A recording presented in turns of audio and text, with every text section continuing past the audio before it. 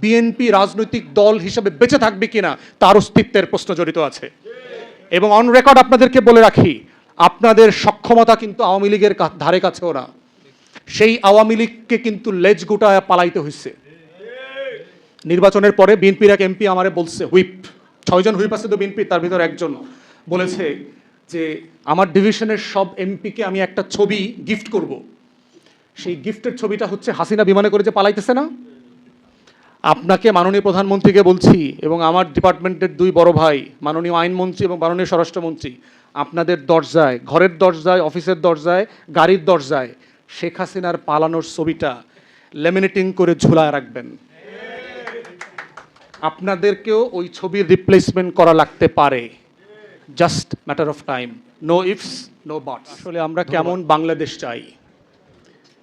A free, independent and democratic রিপাবলিকের কথা বলা আছে, যেটাতে বলা ছিল যে 3টা মূলনীতির উপরে ভিত্তি করে এই বাংলাদেশ নামক নতুন প্রজাতন্ত্র পরিচালিত হবে: সাম্য, মানবিক মর্যাদা এবং সামাজিক সুবিচার।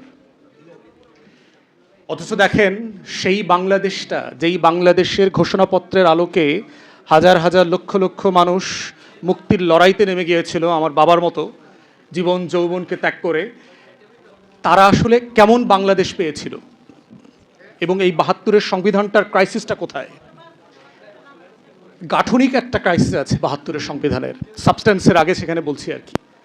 গাঠনিক ক্রাইসিস কোথায়? সেটা হচ্ছে যে 72-এর সংবিধানটা আসলে কে তৈরি করেছে? আপনারা যদি গণপরিষদের সদস্যদের তালিকা দেখেন, তাদের অলমোস্ট প্রায় সবাই হচ্ছে 70-এর পাকিস্তানের যে লিগাল ফ্রেমওয়ার্ক অর্ডিন্যান্স ছিল, ইলেকশনের ফ্রেমওয়ার্ক যে অর্ডিন্যান্স, সেই অর্ডিন্যান্সের উপরে ভিত্তি করে নির্বাচিত সংসদ সদস্যরা। এবং তাদের আসলে ওয়াদা কী ছিল? What was their pledge to the nation ইলেকশনে? যে তারা পাকিস্তান নামক রাষ্ট্রেও তার স্বাধীনতা, তার সভরেন্টি, তার সংবিধানকে মান্য করবেন। That was their plays.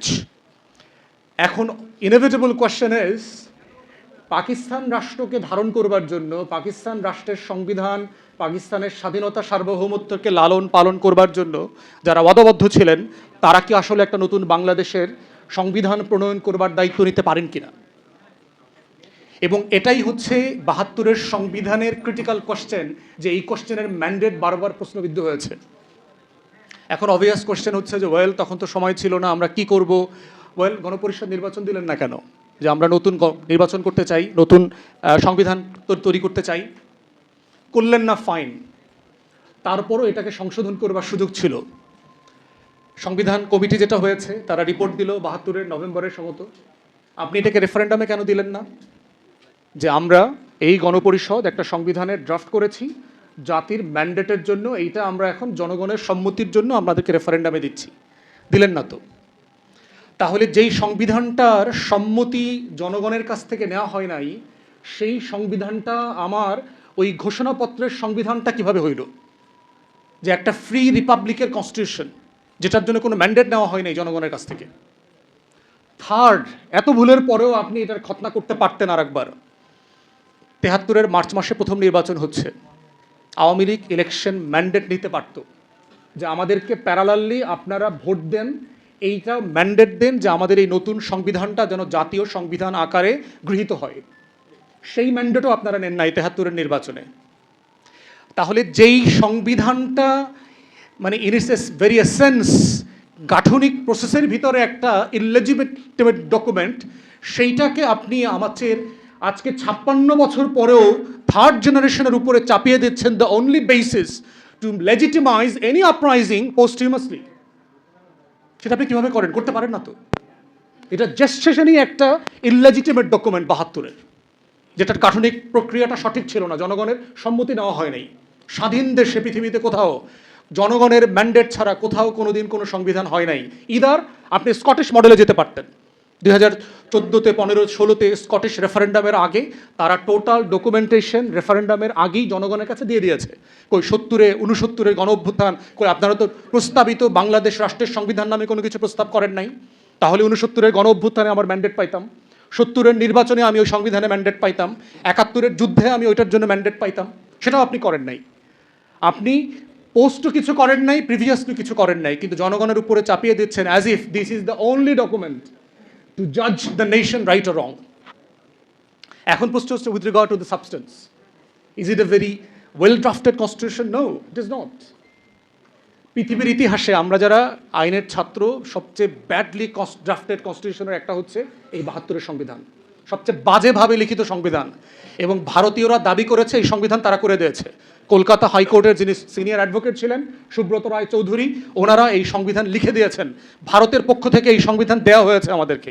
এবং আপনি যদি ভারতের সংবিধানের সাথে বাংলাদেশের সংবিধান পড়েন, article by article, words by words, comma and semicolon, আপনি এটার সাথে মিল খুঁজে পাবেন, except the federal state. Bharat একটা ফেডারেল স্টেট, তার যে কাঠামোগত পার্থক্য আছে এটার সাথে আমার সংবিধানের, আমরা ফেডারেল না ইউনিটারি মডেলের স্টেট, সেই স্টেটের যে ডিফারেন্স, এছাড়া বাকি সকল প্রভিশনের ভিতরে আপনি সেটার পাবেন, মিল খুঁজে পাবেন। কারণ পার্থক্যটা কোথায়? ভারতে তো কোনো ঘোষণাপত্র নাই স্বাধীনতার। ভারতে কি রক্তাক্ত যুদ্ধ হয়েছে ৪৭ সালে? আমার গর্বের জায়গা কোথায় যে আমার একটা রক্তস্নাত যুদ্ধের মধ্য দিয়ে আমি একটা দেশ পেয়েছি। আমার হাজার হাজার মানুষ জীবন দিয়েছে এই দেশটার জন্য। ভারত দিয়েছে ১৯০ বছর ধরে দিয়েছে, কিন্তু একটা মানে টেন্স পিরিয়ড ধরে আপনি একটা স্বাধীনতা যুদ্ধ হয়েছে, সেটা তো ভারত পাকিস্তানের সূত্রে আপনি বলতে পারবেন না। ভারত পাকিস্তানের যুদ্ধে কোনো ঘোষণাপত্র ছিল না, কিন্তু আমার স্বাধীনতা যুদ্ধে একটা ঘোষণাপত্র ছিল। এই জন্যই হচ্ছে গাঠনিক প্রক্রিয়ার জায়গাতে ৭২-এর সংবিধানটা প্রবলেম্যাটিক। এখন আসি সাবস্টেন্সে। আমার ঘোষণাপত্রে বলা ছিল যে এই বাংলাদেশ রাষ্ট্রটা ৩টা মূলনীতির উপরে ভিত্তি করে পরিচালিত হবে। ৭২-এর সংবিধানে আপনি কি বললেন? নতুন করে 4টা মূলনীতি দিলেন, অ্যাবসলিউটলি আনবিনাউন টু দ্য নেশন। আমাদের কারো কাছে জানা ছিল না যে 4টা জিনিস কোত্থেকে আসলো। ৭০-এর আওয়ামী লীগের ইলেকশন ম্যান্ডেটে ছিল না, আওয়ামী লীগের দলীয় কনস্টিটিউশনে ছিল না, ৭১-এর যুদ্ধে ঘোষণাপত্রে অথবা ৭১-এর কোনো কনভারসেশনে ছিল না। সাডেনলি ৭২ সালে এই 4টা মূলনীতি কোত্থেকে আসলো? এবং এই প্রত্যেকটা মূলনীতি ইনহ্যারেন্টলি কন্ট্রাডিক্টরি। আমরা যারা ছাত্র জীবনে লেফট পলিটিক্স করছি, শহীদুল আলম ভাই লন্ডনে লেফট পলিটিক্স করছেন, এটা বুঝবেন যে এটা সিম্পলি ডাজন্ট মেক সেন্স। আপনি বলছেন যে আমার রাষ্ট্র পরিচালিত হবে, এখানে ডেমোক্রেসি থাকবে, সমাজতন্ত্রও থাকবে। 72-তে ডেমোক্রেসি আর সমাজতন্ত্র এক জিনিস ছিল না। আপনি বলছেন যে এই জাতি বাঙালি বলিয়া পরিচিত হইবে। তাহলে আমার রাষ্ট্রের হাজার হাজার চাকমারা পাহাড়িরা যেই ঘোষণাপত্র শুনে যুদ্ধ করতে গিয়েছিল, তাকে আপনি 1 বছর পরে বললেন যে তুমি যদি বাঙালি না হও, তোমার আইডেন্টিটির কোনো স্বীকৃতি আমার কাছে নাই। তাহলে ওই যে ফ্রি, ইনক্লুসিভ, ডেমোক্রেটিক রিপাবলিকের কথা বললেন, সেই রিপাবলিকের প্রত্যেকটা এসেন্স অ্যান্ড প্রিন্সিপালের সাথে এই 4টা মূলনীতি যায় না সিম্পলি। কারণ এখানে অবাঙালিরাও যুদ্ধ করেছে। 16ই ডিসেম্বর এই স্বাধীন বাংলায় ঊর্ধ্ববাসী মুক্তিযোদ্ধারা বিজয় মিছিল নিয়ে 32 নম্বরে গিয়েছে এবং তাদেরকে গুলি করে আমার সোনার বাংলার মুক্তিযোদ্ধারা হত্যা করেছে। ঊর্ধ্বভাষী মুক্তিযোদ্ধা। চাকমাদেরকে শেখ মুজিব বলেছিল বাঙালি হয়ে যাওয়ার জন্য। তাহলে আপনি এই রাষ্ট্রটা তৈরি করলেন যেই প্রিন্সিপালের উপরে ভিত্তি করে, ৭২-এর সংবিধান তার প্রত্যেকটা প্রিন্সিপালের কুঠারে আঘাত করেছে। তাহলে এই সাবস্টেন্স দিয়ে আপনি এই রাষ্ট্রটাকে ইনক্লুসিভ কিভাবে ধরে রাখবেন? আপনি মানে গণতন্ত্র রাখবেন, আপনি আবার সমাজতন্ত্র রাখবেন। এবং রেখে কি হয়েছে দেখেন, কোন গণতন্ত্র হয়েছে? আপনার ৭২-এর সংবিধানে গণতন্ত্র ছিল, কিন্তু ৭৩-এর নির্বাচনে তো আমরা গণতন্ত্র দেখি নাই।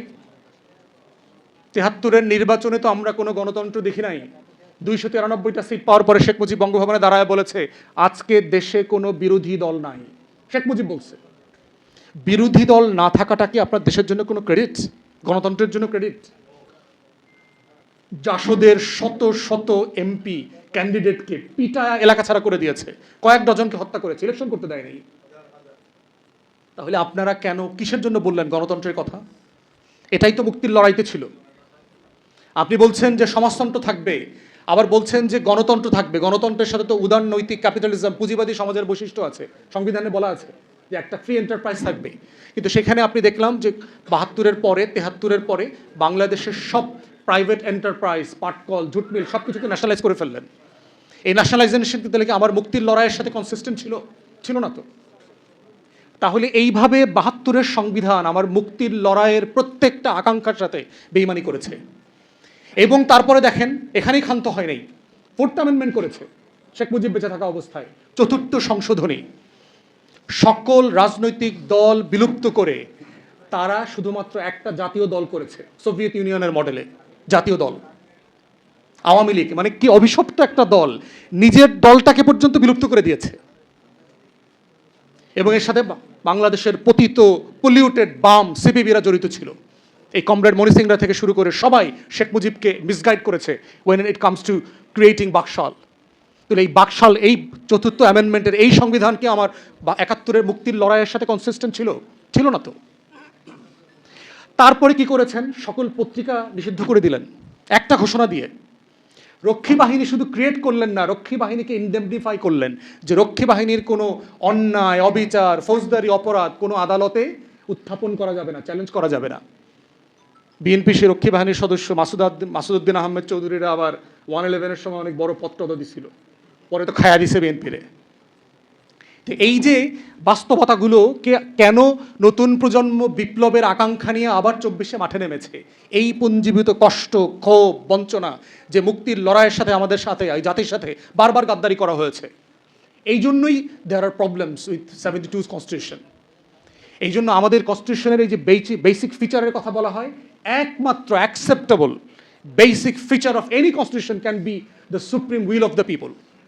আর কোনো প্রিন্সিপাল বেসিক ফিচার হইতে পারবে না একটা কনস্টিটিউশনের। একমাত্র প্রিন্সিপাল জনগণের সভরেন উইল। জনগণ চাইবে বইটাকে ধরবে, নেবে, মানবে, জনগণ চাইবে না ছুঁড়ে ফেলে দেবে, শেষ। এটাই হচ্ছে একমাত্র basic feature of the constitution. এবং এই প্রিন্সিপালের উপরে ভিত্তি করে হচ্ছে জুলাই জাতীয় সনদ প্রণয়ন করা হয়েছে। It's a purely a political question, nothing within the definition of the ordinance of the order of the constitutional framework it can be justified. It's a pure political question, sovereign will of the people. এবং গণ অভ্যুত্থানের রায় অনুযায়ী এটাকে বাস্তবায়ন করতে হবে। তাই আমরা বলছি যে বাংলাদেশ রাষ্ট্রটাকে যদি আগামী দিনগুলোতে এগিয়ে নিয়ে যেতে হয়, আমার সেই ৭১-এর মুক্তির লড়াই, আমার যুগ যুগ ধরে শত শত বছরের এই মাটির, এই মানুষের, এই জমিনের মুক্তির লড়াই, এবং আমার 24-এর গণ অভ্যুত্থানের লড়াই, এর প্রত্যেকটা প্রিন্সিপালকে সভরেন উইলের ভিতরে অ্যাকোমোডেট করা হয়েছে জুলাই জাতীয় সনদের মাধ্যমে। এবং সেটাকেই উইদাউট এনি ইফস অ্যান্ড বাটস মেনে নেওয়াটাই হচ্ছে আগামী দিনে শুধু বাংলাদেশের অস্তিত্বের প্রশ্ন না, বিএনপি রাজনৈতিক দল হিসেবে বেঁচে থাকবে কিনা তার অস্তিত্বের প্রশ্ন জড়িত আছে।